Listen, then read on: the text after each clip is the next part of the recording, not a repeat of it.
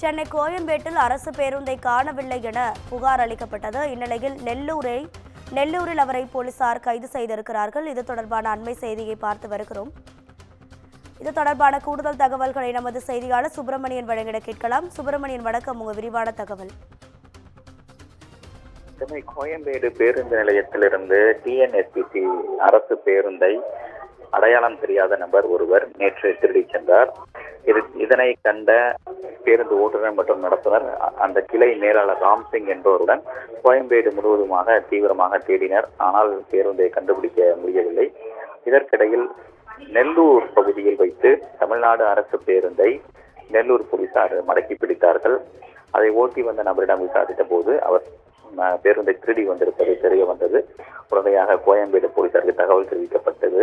அப்போதுதான் கோயம்பேடு போலீசாருக்கு பேருந்து இங்கிருந்து திருடப்பட்டது என்பது தெரிய வந்தது.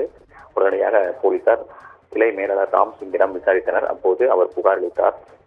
இந்த புகார் தொடர்பாக போலீசார் வழக்கு பதிவு செய்து விசாரணை மேற்கொண்டு வருகிறார்கள். கைதான பேருந்தை திருடி கைதானவர் ஒடிசா மாநிலத்தைச் சேர்ந்த ஞானரஞ்சன் ஷாஃபு என்பது தெரிய வந்தது.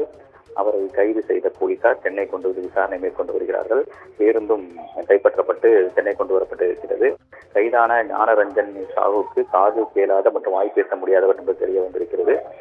அவரை நீதிமன்ற காவலுக்கு உட்படுத்துவதற்கான நடவடிக்கையில் போலீசார் ஈடுபட்டு வருகிறார்கள். உங்கள் தகவல்களுக்கு நன்றி சுப்பிரமணியன்.